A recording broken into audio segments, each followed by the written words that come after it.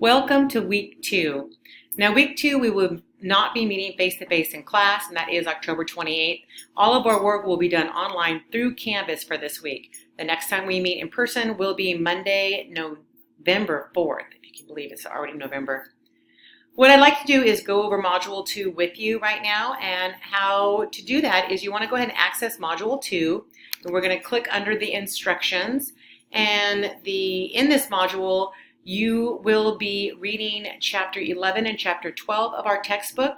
Chapter 11 will focus on the assessment and reporting of early childhood programming, which goes a little bit in depth with identifying children's needs, intervention services, and record keeping. And then Chapter 12 will cover working with families and community, which goes into communication with parents as well as parent workshops and resources. So in order for you to be successful in this module, you will have to have read Chapter 11 and 12 in our textbook. I will also, by Tuesday or Wednesday of the week, put in my PowerPoint so you can have those as a reference as well, or a resource. And then you also want to complete the discussion board assignment, which is number 2, and it's Critique Exchange Everyday Article. Now we briefly talked about this in last class, but you want to post your original, which should be at least 100 words, your original thread by Wednesday, October 30th. We have until 11:59, as well as the 2 responses by Friday, November 1st. And those should be at least 50 words in length. And before I go into that assignment, also I would like you to bring in your staff and parent handbook for a discussion that we will be having on November 4th. I'm going to go back into our module at this point.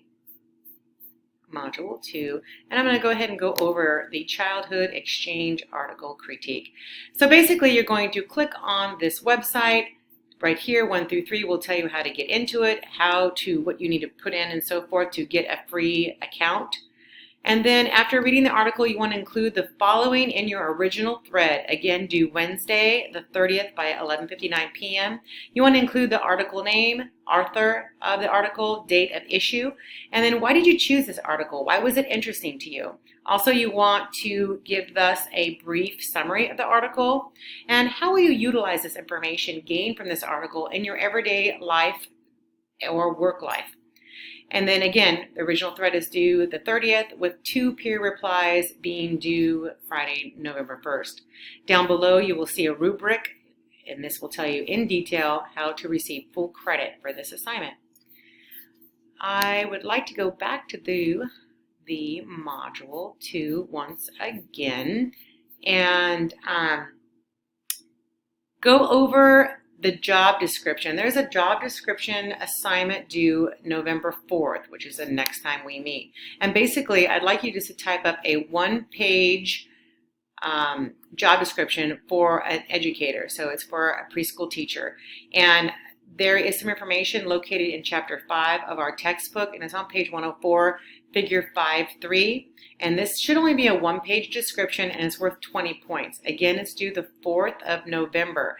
What I would like you to do is maybe search your current employment. If you work with children and you have a job description readily available, look at that and pick and choose what you feel is very important. Again, look at the book for some suggestions. I also would go online and just do some research of other job descriptions.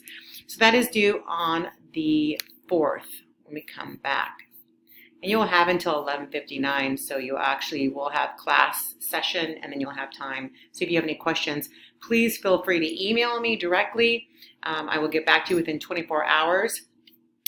And that's it. So if you have a great week. If you have any questions, again, feel free to contact me, and looking forward to seeing you soon on the 4th.